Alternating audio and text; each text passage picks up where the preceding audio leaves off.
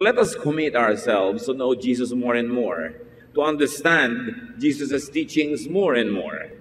At yan po ang tema ng ating pag-aaral, pagdadagdag sa mga dati nang ipinaalam sa atin ng Panginoon at ngayon lalo pa nating hihilinging dagdagan niya.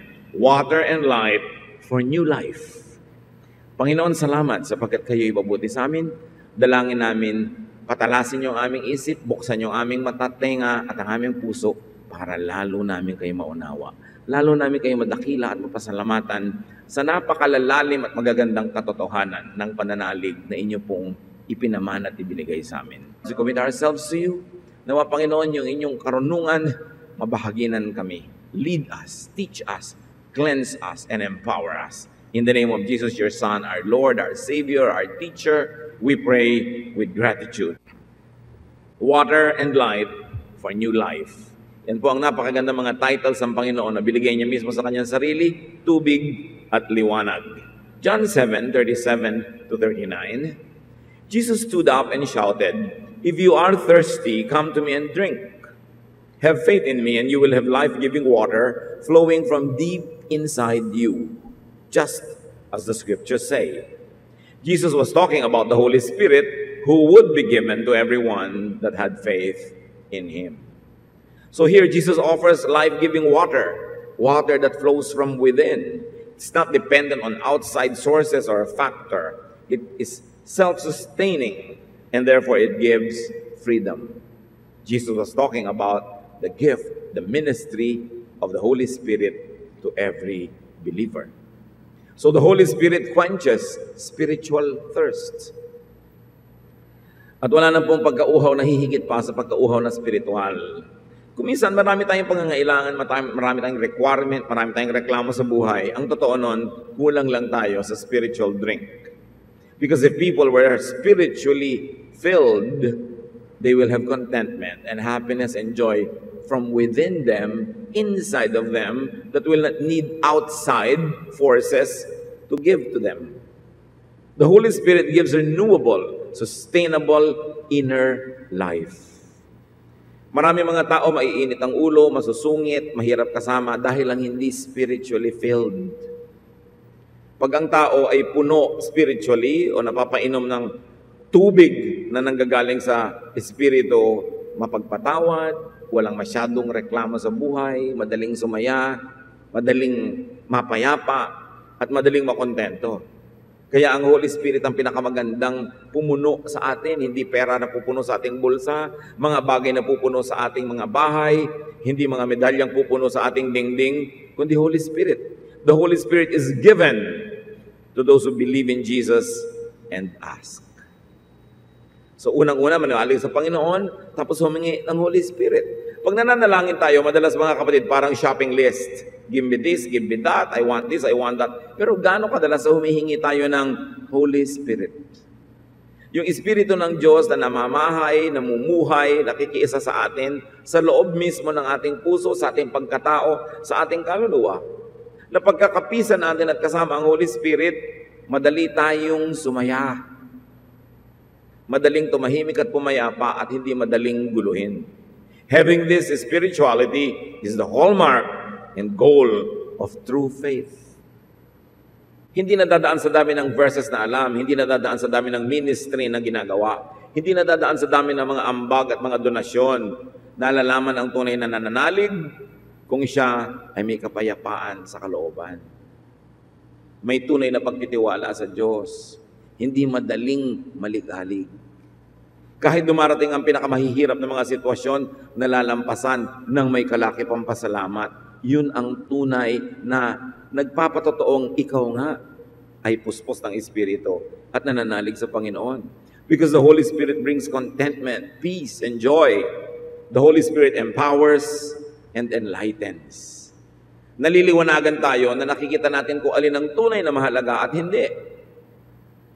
Meron po mga tao na nilalagyan nila ng mga sticker, mga glow-in-the-dark stickers, ang mga bagay-bagay sa loob ng kanilang bahay. Halimbawa, maglalagay sila ng sticker na kulay pula, kulay asul, kulay dilaw, na kahit madilim ay umiilaw ito, para kung sakaling magkasunog, magkaroon ng tsunami, lumindol, magkaroon ng panganib na gumuho ang bahay, masunog o lumubog sa tubig. Yung konting-konting kaya nilang dalin, color-coded. Ang dadamputin lang nila yung mga pula. Napag-isipan na nila bago dumating yung emergency. Kasi pag may emergency, nakakalito na kung ano-ano na lang dadamputin mo. Pero dinidikitan na nila nito, napag-isipan nila kung alin ang mahalaga. Dahil may liwanag yung sticker na yon, alam nila kung anong mahalaga. Ngayon yung kaliwanagan na ibinibigay ng Espiritu, para rin tayo nakakapaglagay ng sticker sa bagay-bagay. Ano bang mahalaga? Ano bang mahalaga? Oras ko sa pamilya o ang overtime na dumami ang aking sweldo? Ano ba ang mahalaga? Makapagpagawa ako ng malaking bahay at magkaroon ng mga bagay-bagay, pero ang tagal-tagal naman ay magkakahiwalay na mag-asawa at mag-anak. Ano bang mahalaga sa akin? Yung mapasaya ko ang aking partner sa buhay o manalo ako sa argumento? Dapat may sticker lahat yan. Alin ang tunay na mahalaga? At yung liwanag na nagmumula sa Espiritu ang nagbibigay sa atin ng tunay na mahalaga. Ano bang mahalaga? Malamangan ko ang aking kapwa o mapasaya ko siya? Ano bang mahalaga? Matakot siya sa akin o mahalin niya ako? Ano ba ang tunay na importante sa buhay? At yung Espiritu na nasa ating puso ang nagbibigay ng kaliwanagan para huwag tayong mabaliw, huwag tayong malito at huwag tayong madaya ng sanlibutan na maglagay ng very important stickers sa mga bagay na hindi naman talaga mahalaga. John 7:40-44. When the crowd heard Jesus say this, some of them said, "He must be the prophet." Others said, "He is the Messiah." Others even said, "Can the Messiah come from Galilee? The scriptures say that the Messiah will come from the family of King David. Doesn't this mean that he will be born in David's hometown of Bethlehem?"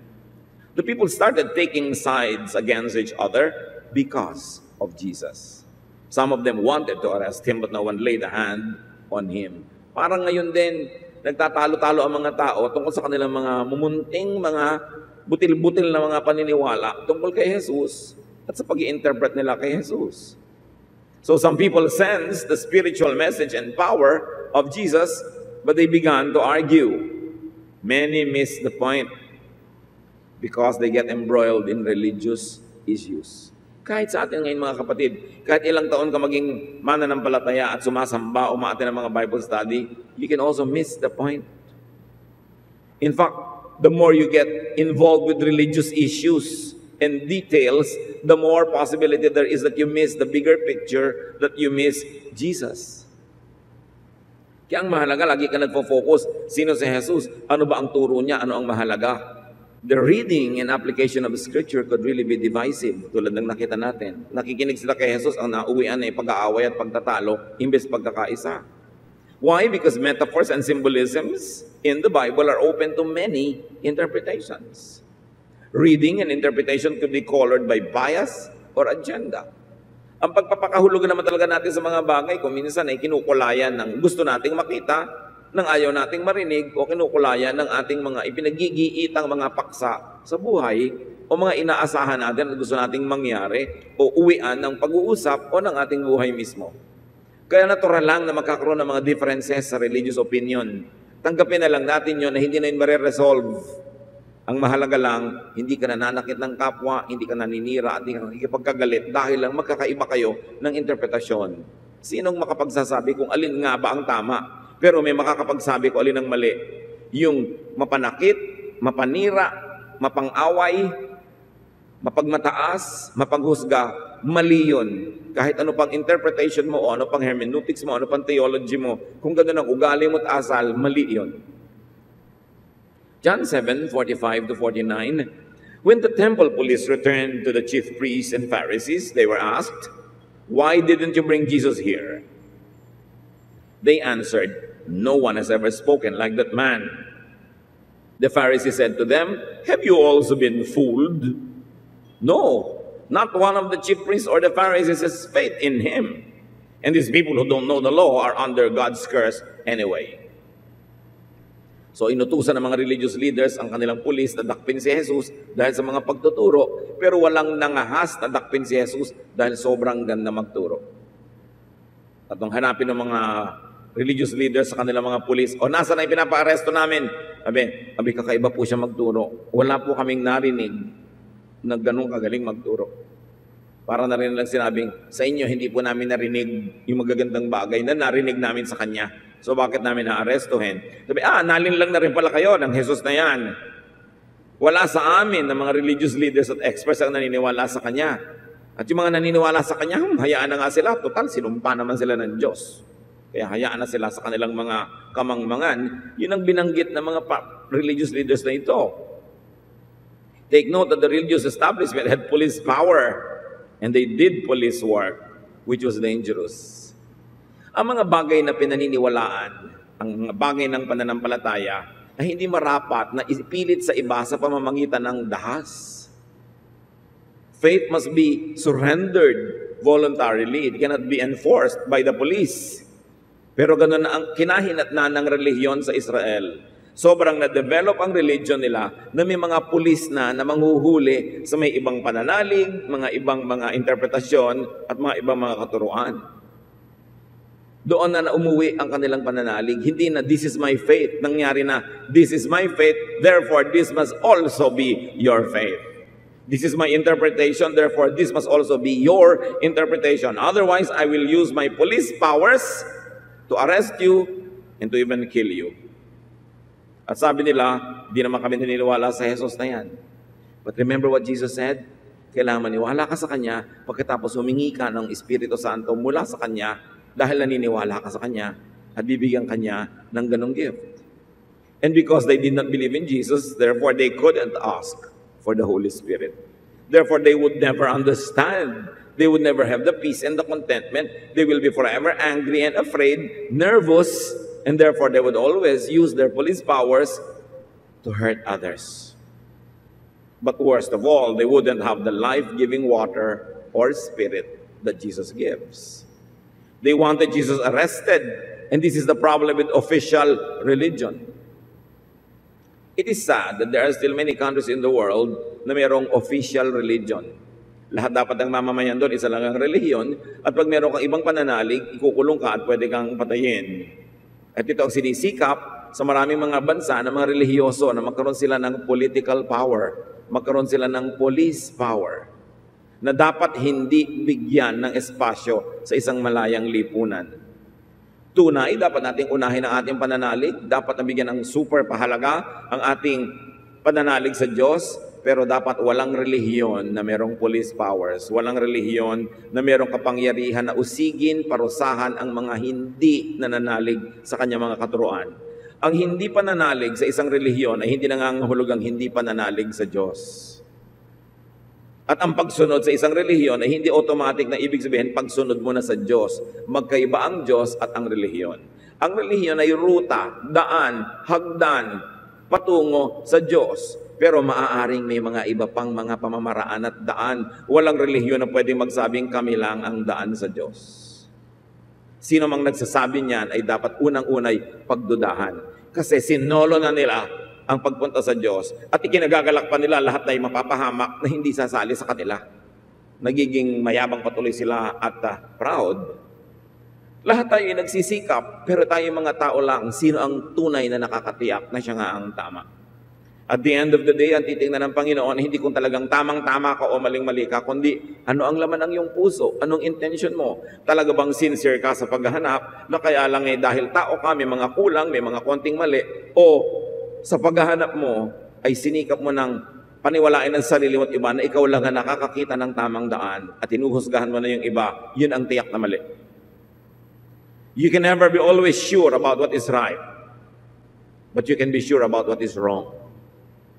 That which is destructive, that which is unkind, that which puts you above other people, that makes you judgmental and self-righteous, that is always wrong, no matter what your religion is.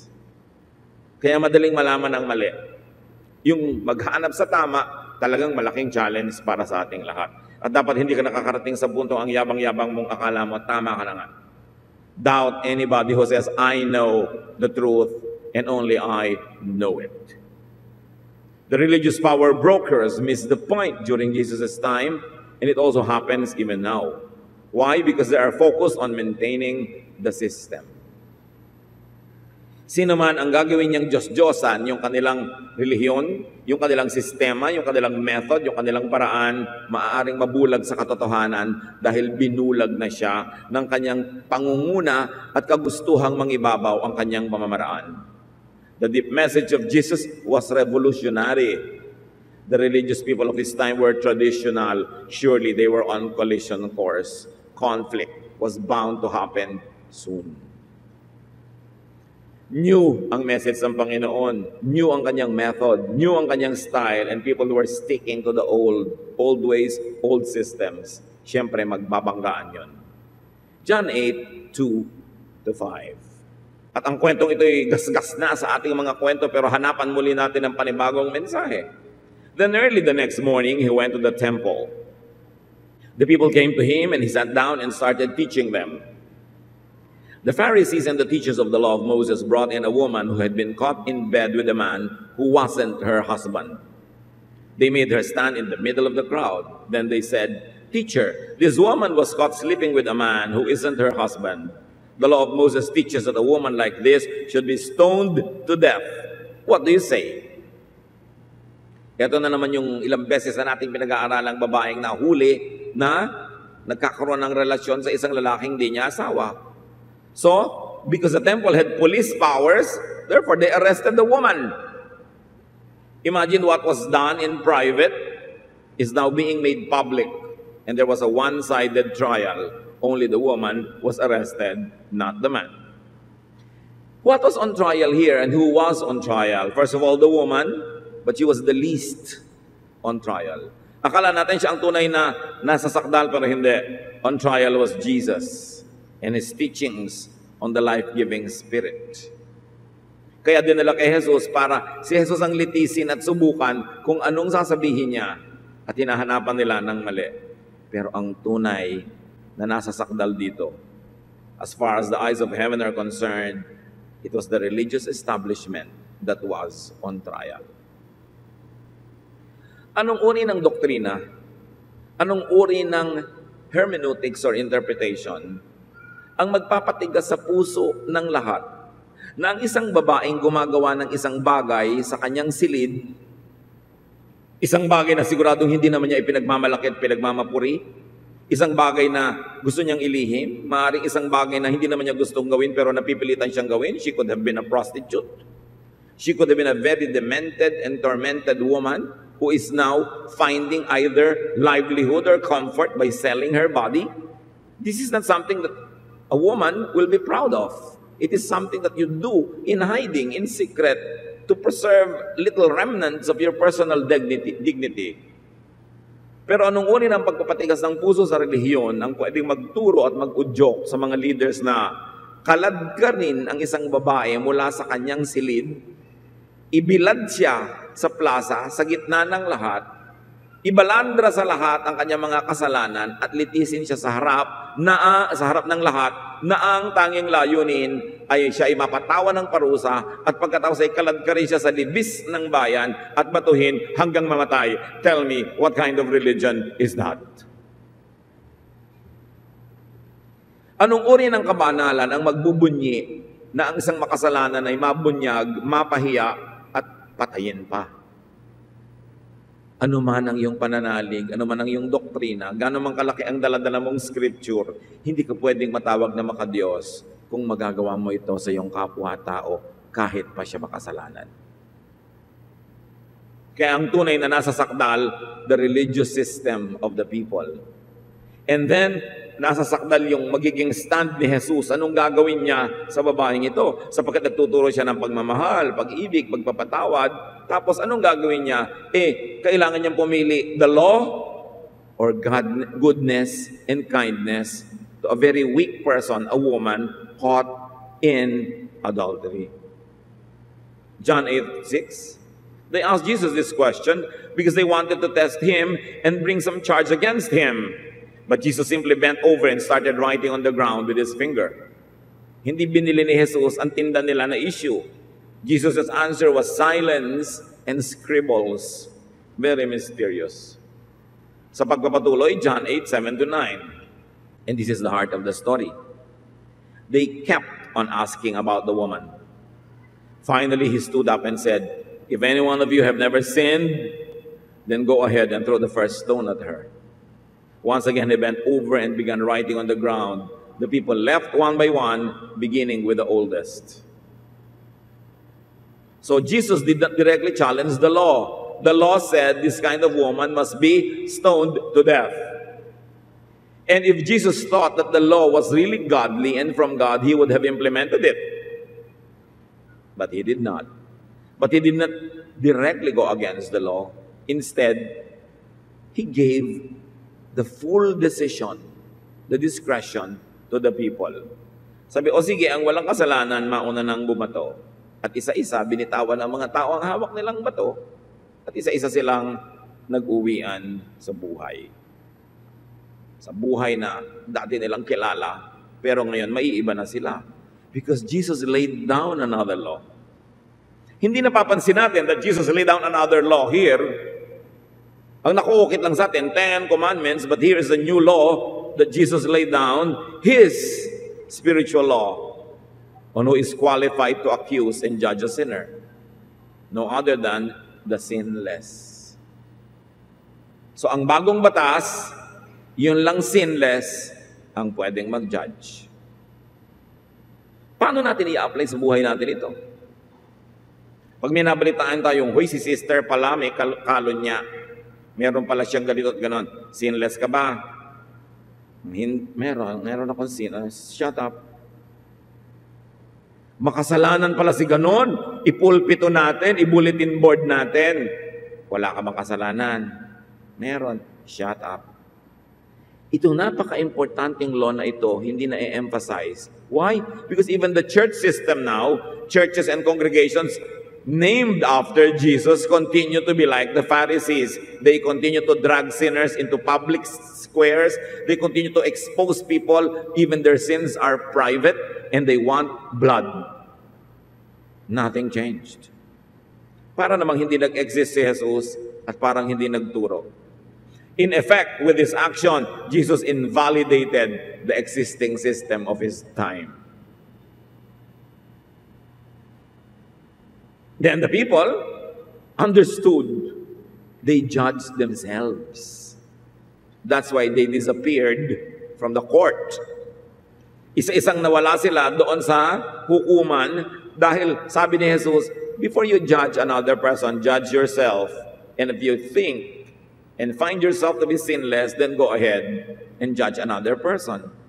Walang nangahas kasi lahat naman alam nila na makasalanan din sila. So silang nag-judge sa sarili. So according to Jesus, this is the new law. Only the sinless could judge sinners. Pakiulit nyo sa katabi nyo ang buong sentence. Go. Tatandaan nyo yan, ha? Kaya pag may mga gusto mag-judge, sister, sinless ka ba? Shut up, bigla yan. Diba? Ikaw may gusto kang i-judge. Sinless ba ako? Only the sinless could judge sinners. Therefore, who could judge? Only God. Hindi pwede mag-judge ang iba. Ang church, shelter. Ang church, refuge. Hospital, hindi hukuman. So stop judging one another. Hanggang tayo, nanguhusga pa ng kapwa, wala ka pang totoong Pasko. Wala ka pang totoong new life, at wala ka pang totoong New Year. Because Jesus laid a very important law, and the church doesn't even want to pay attention to it. Only the sinless can judge. John 8, 9 to 11. Finally, Jesus and the woman were there alone. Jesus stood up and asked her, "Where is everyone? Isn't there anyone left to accuse you?" "No, sir," the woman answered. Then Jesus told her, "I am not going to accuse you either. You may go now, but don't sin anymore." Si Jesus na walang kasalanan na pwede mag-judge, hindi rin nag-judge. And by doing that, tinanggalan niya tayo lahat ng ikatiting na karapatan na mag-judge ng iba. If only the sinless could judge, and Jesus the sinless did not even judge, who are we to judge one another? It's the most dramatic one-on-one. Jesus asked, "Did anyone qualify to be your judge?" And Jesus declared, "I'm not going to accuse you either. although I am qualified.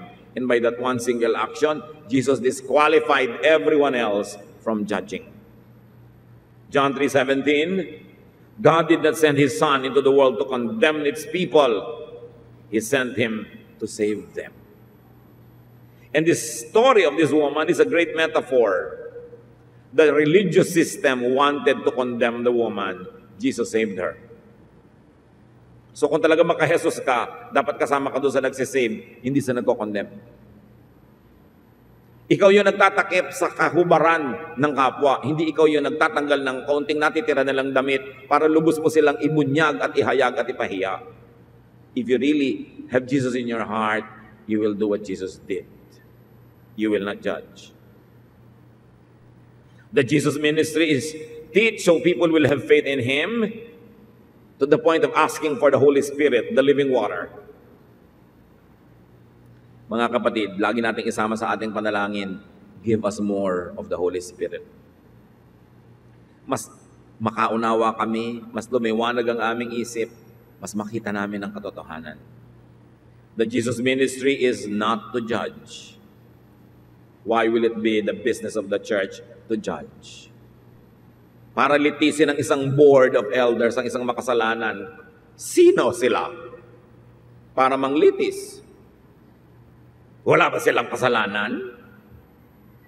Sino ka para ipaakyatin sa entablado ang isang nagkasala at ibunyag sa lahat ng kasalanan niya at ipahiya siya?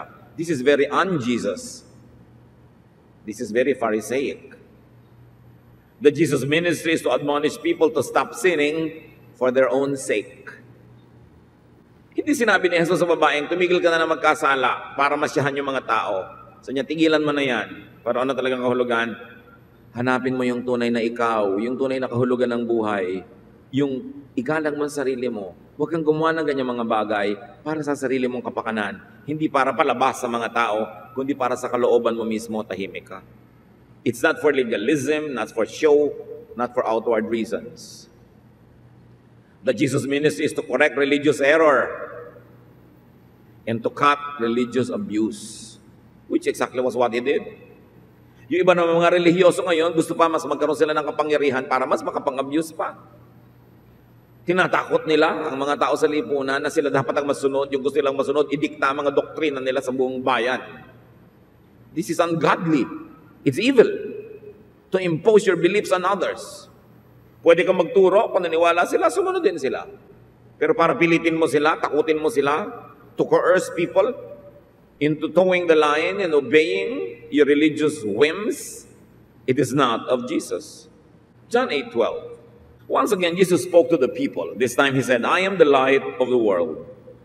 Follow me and you won't be walking in the dark. You will have the light that gives life. Sino ba sinusunod ng mga tao nung araw? Yung religious establishment? Sabi ni Lord, follow me so you will not walk in the dark. Ibig sabihin, people who were following this religious system were walking in the dark. And they are so darkened in their minds that they think that they are the truth, that they have the truth and that they are the light of the world. When Jesus says, in fact, you are in darkness. You must be liberated. In context, what the living water and light is about is self-judgment. Kung tunay na pinananahanan ka ng Espiritong Banal, at may bumubukal na buhay na tubig sa iyong puso, ang unang malaging ginagawa, self-judgment, not judgment of others. Conscious ka sa iyong mga kasalanan at mga pagkukulang, lagi kang gustong magpatuwid sa Panginoon, magbayad ng utang, ituwid ang mali, at tigilan ng paggawa ng masama. Hindi yung kapwa mong binabantayan mo, at kung gusto mo siyang pigilin, dapat ang sarili natin. The Holy Spirit is about non-accusation, non-judgment of others. And as Jesus defined it, walking in dark is self-righteousness, judgmentalism, cruelty to the other. Yung hindi ikaw, yung hindi mo ka-church, yung hindi mo kamag-anak, cruelty to the other, cruelty to the non-conformist. At hindi ba madalas pinaparusahan natin yung hindi sumasang-ayon sa atin? Walking in the dark means religious imposition. You teach what you believe. You model it. You show it. You explain it to those who like to hear. but you don't impose it on people. They must have the freedom of choice. So who walks in the darkness by the standards of Jesus? The religious people of his time. And the religious people of many other times in history that are like those who were in Jesus' time. So John 8, 13 to 15, the Pharisees objected. You are the only one speaking for yourself, and what you say isn't true. Jesus replied, even if I do speak for myself, what I say is true. You judge in the same way that everyone else does, but I don't judge anyone. Again, the religious raise a legal matter. They ignore the real message, and they pass judgment on Jesus again. And Jesus emphasizes, he doesn't judge anyone. John 8:21. Jesus also told them, I'm going away, and you will look for me, but you cannot go where I'm going, and you will die with your sins unforgiven. Yun ang pinakamasaklap mangyari sa isang tao, mamatay na hindi napapatawad ang kasalanan. Kasi yung spirito niya, maraming dala, hindi makakapasok sa maliit na daan, hindi makakasunod kay Jesus tungo sa kaluwalhatian. But the religious leaders were clueless. Jesus was saying, inability to follow Jesus leads to death without being forgiven. Ano ang goal ng buhay? Mapatawad bago mamatay. Malinis ni Jesus bago husgahan ang langit. Ano ang ating goal? Kailangang sumunod kay Jesus, manalig, humingi ng Espiritong Banal bago dumating ang huling oras na huli na ang lahat. Ano ang tunay na mensahe dyan? Kung tutuusin mga kapatid, save people. Kailangan nating sabihin sa mga tao, ipaliwanag ang mensahe ng kaligtasan sa pananalig kay Jesus at paghingi ng banal na Espiritu.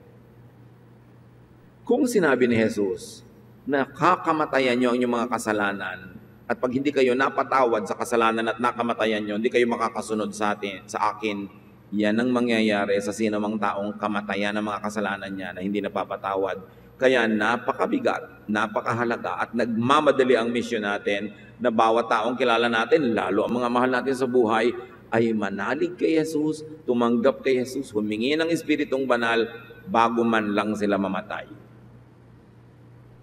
Life is in following Jesus. Life is in drinking the living water, the Holy Spirit. Life is about walking in the light. And those that have found the light have a mission. Dapat nating akayin ang sinumang nasa dilim pa. Dapat nating dalhin sila sa Panginoon. Pag nakakita kayo ng sale, yaya kayo, may sale doon. Pag may napanood kayong sining nakakatawa, promote ka ng promote. Why don't you bring people to church?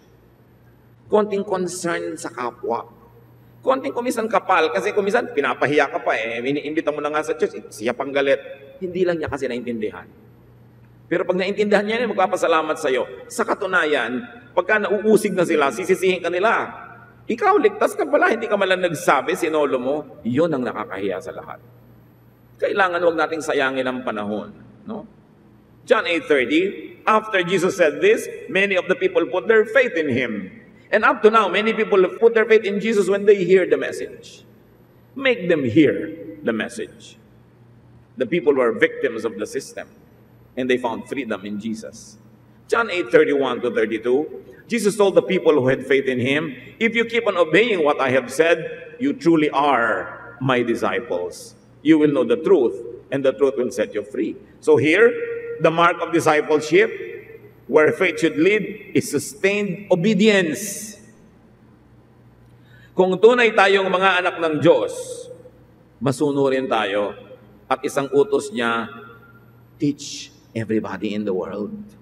Bring them to me. Another mark of true discipleship is knowledge of truth and freedom from darkness.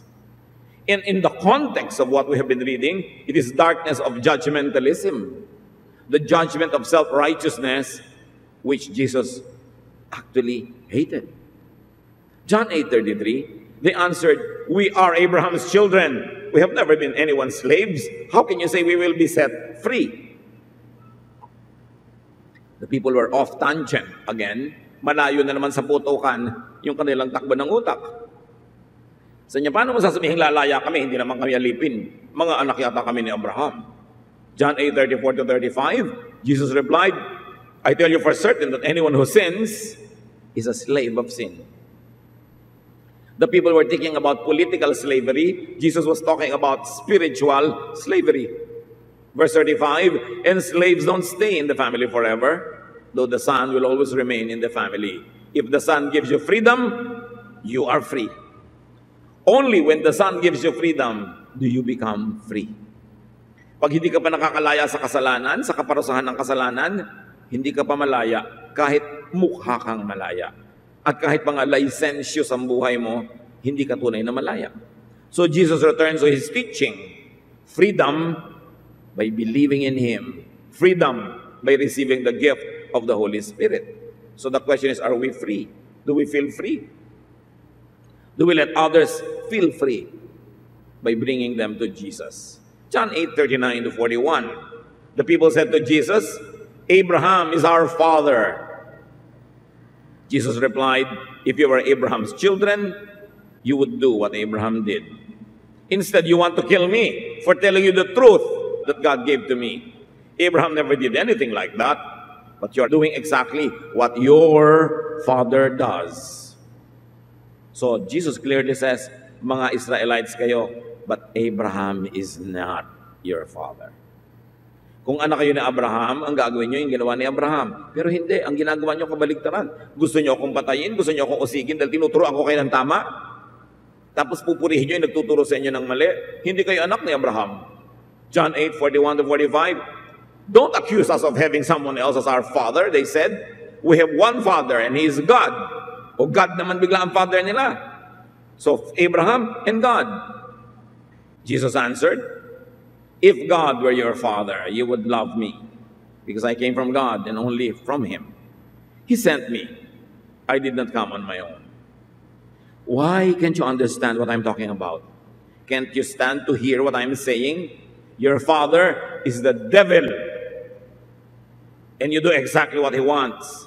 He has always been a murderer and a liar. There is nothing truthful about him. He speaks on his own, and everything he says is a lie. Not only is he a liar himself, but he is also the father of all lies. Everything I told you is true, and you still refuse to have faith in me. Sabi ni Lord, hindi kayo anak ni Abraham, at lalong hindi kayo anak ng Diyos. Anak kayo ng demonyo. Yan ang tunay niyong magulang. Sa inyong asal, sa inyong mga ginagawa, kahit kayo Israelite, kahit kayo nasa temple araw-araw, kahit kayo dasal ng dasal, kahit sunod-sunod kayo sa takot-takot na mga religious laws, hindi kayo anak ng Diyos. Ang sakit. Pero totoo. Gaano karami sa atin ang may relihiyon pero hindi anak ng Diyos? Tulad ng mga tao na yon. Gaano sa mga mahal natin sa buhay ang may relihiyon pero hindi anak ng Diyos? Kitang-kita mo, judgmental, self-righteous, hindi mabait, pinagbubunyi pa na mapahiya ang kapwa. Sabi ni Lord, anak kayo ng demonyo. Huwag niyong linlangin ang mga sarili ninyo. Dapat yung malaman ng totoo para mabago nyo ang katotohanan na yan dahil mahirap na kamatayan nyo pa. Jesus clarifies the source of such religious self-righteousness and self-promotion, such judgmentalism and bigotry and intolerance, religious cruelty and violence. The source of that is the devil. Huwag niyo kakalimutan yung babaeng caught in adultery. Siya yung fulcrum ng story. Siya ang pinanggalingan ng lahat ng lesson na to. Hindi ito hiwa-hiwalay. Umiinog doon sa katotohanan na yon ang buong usapin. Sino ang anak ng demonyo? Yung nagja-judge ng kapwa. Yung gustong ipahiya, sakta ng kapwa. Sabi, huwag niyong sabihin anak kayo ni Abraham at anak kayo ng Diyos. Hindi yan totoo. Kitang-kita sa inyong asal. In spite of your religion. Mga kapatid, huwag tayong mga papalinlang na kung member ka na ng isang church, member ka na isang religion, anak ka na nga ng Diyos, hindi na dadaan sa membership yan. Yan ay personal relationship with God. Jesus effectively says that the devil is the father of the errors of the religious establishment. Can you imagine that? That the religious are wrong in thinking of themselves as children of God, as children of Abraham. Jesus effectively says that the devil is the source of such religious error. Great errors would come from the religious establishment. Horrible errors could come from misguided religion. Mas pag-ingatan ng relihiyon kesa secularism. Mas maraming nabubulid sa impyerno dahil sa mali at baluktot na pananalig kesa sa walang pinananaligan. Mas masama ang ginagawa ng mga taong relihiyoso kung sa palagay nila, ikinatutuwa ng Diyos yung ginagawa nila. Nawawalan sila ng konsyensya, nawawalan ng habag sa kapwa. Dapat nating siyasatin ang ganitong mga bagay. Jesus did not condemn the usual sinners of his time, not even the woman caught in adultery, but he rebuked the self-righteous and the judgmental religious people. So let's follow Jesus in his example. Jesus taught and inspired people into self-appraisal and self-judgment. Let us follow Jesus in this area. Laging sarili ang sinusukat, sarili lang ang hinuhusgahan para maituwid. Jesus condemned the religious hypocrisy and cruelty and labeled such as the work of the devil. The work of this woman caught in adultery did not even merit being called of the devil by Jesus. Suriin natin, yung babaeng huling-huli sa pangangalo niya, ni hindi tinawag ni Lord na children or child of the devil. Pero yung mga relihiyoso na humuhusga, yun ang tinawag niyang child of the devil. Hindi ba malinaw yun? Ang linaw-linaw.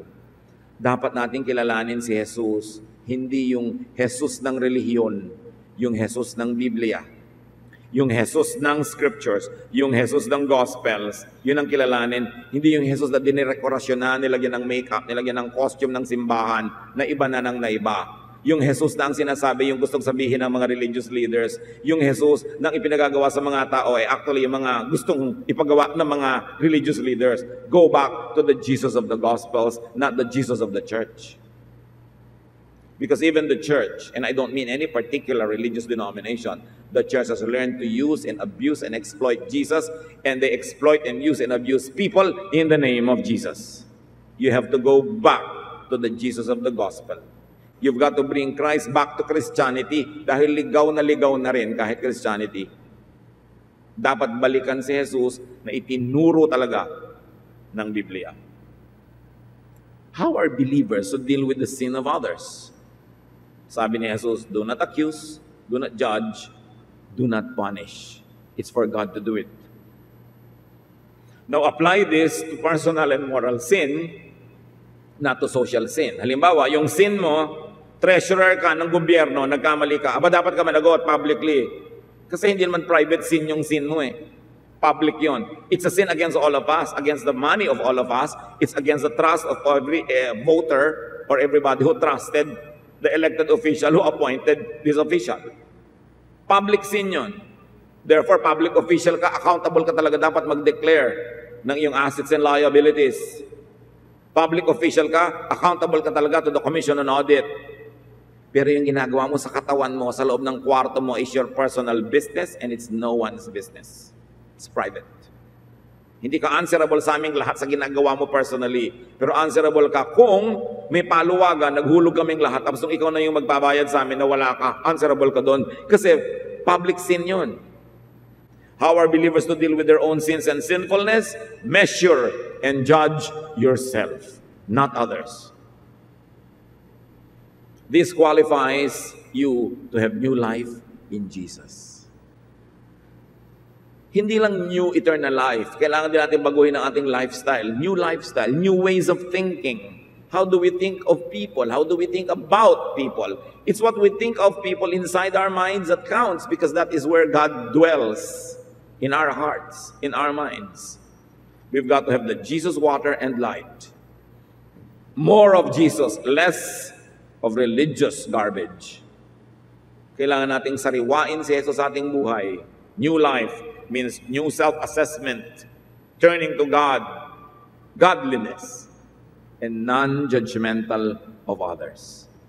Ang tagal-tagal na, nasa Bible naman lahat yan. Bakit hindi na ididiin? At ang naididiin ay yung judgmentalism, yung self-righteousness, which results in hypocrisy.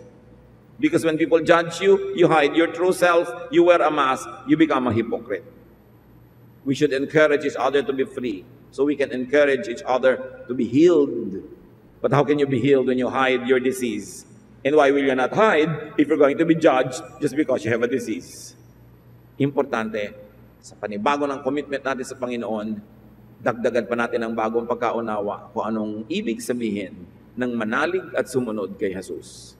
Diyos namin sa langit, dagdagan mo pong karunungan namin para hindi lang yung usual ang lagi naming maipamuhay, kundi yung mga totoo, natago sa maraming panahon, ang sariwain namin at gawing totoo sa aming buhay. Teach us to rediscover your Son, Jesus, through the Gospels. Teach us to know your Son through His teachings, not through what people say about Him, but what He said Himself. Ituro mo sa amin, Lord, manumbalik sa iyong anak na si Jesus. Pagbulay-bulayan natin ang mga salitang ito, at suriin natin ang ating mga sarili. Huwag na tayong magdala sa dati natin mga gawi, lalong-lalo yung judgmentalism, self-righteousness. These are not of Jesus. This is of the devil. Lord, turuan niyo kami. Baguhin ang aming sarili. Maging mahigpit kami sa sarili namin, pero hindi sa kapwa. Bantayan namin at sukatin ang sarili, pero hindi ang kapwa. Teach us to be like your Son. At turuan mo rin kami, Panginoon, na mamuhay tulad ng babaeng sinabihang, sin no more. Talikuran namin aming mga kasalanan. Linisin ang aming buhay, at huwag naming tuksuhin ang kapwa namin na maging judgmental at self-righteous dahil sa pag-display namin ng buhay namin na ang totoo ay dapat ituwid at dapat ikahiya. Turuan niyo kami, Panginoon, na maging accountable to our brothers and sisters so that our life and our lifestyle will not cause them to stumble. But all of us, O Lord, teach us not to be judgmental, even of people we think to be wrong or beneath us. Lead us, teach us so that we will continue to have an ever-renewing heart. In silence, hear the voice of God and what God wants us to apply in our personal lives.